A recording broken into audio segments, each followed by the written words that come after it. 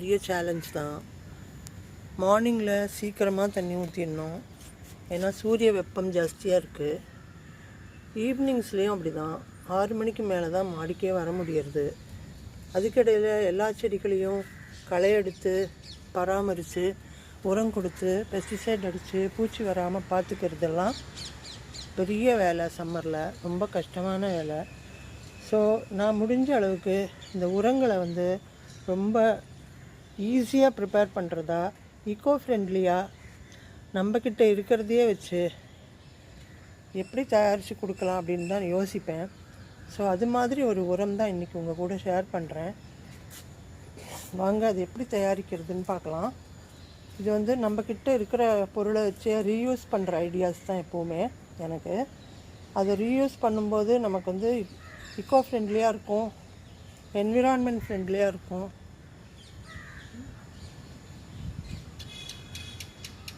ஈஸியாக இருக்கும், அதே மாதிரி செலவே இல்லாமல் இருக்கும்.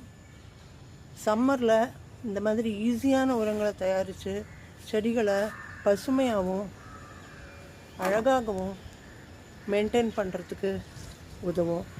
அந்த மாதிரி ஒரு உரம் தான் இன்றைக்கி தயாரித்து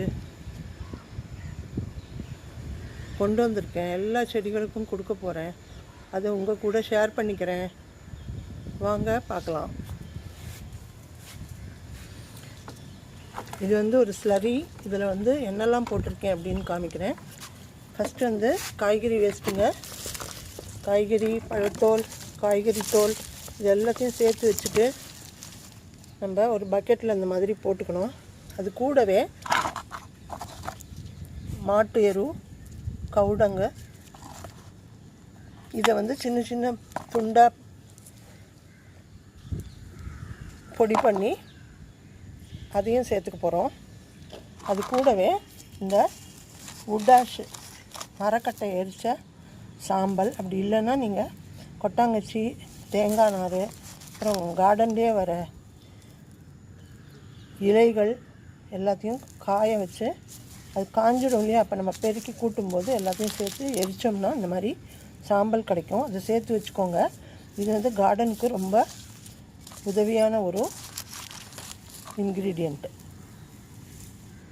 ஸோ இந்த 3 பொருளையும் நம்ம என்ன பண்ணுறோன்னா, இப்போது ஒரு பக்கெட்டில் இந்த மாதிரி தண்ணி ஊற்றி ஊற வச்சுடுறோம். காய்கறி பழத்தோல் கழிவுகள், கிச்சன் வேஸ்ட்டு, அப்புறம் மாட்டுச்சாணம், அதுக்கப்புறம் காய்ஞ்ச மாட்டுச்சாணம் தான்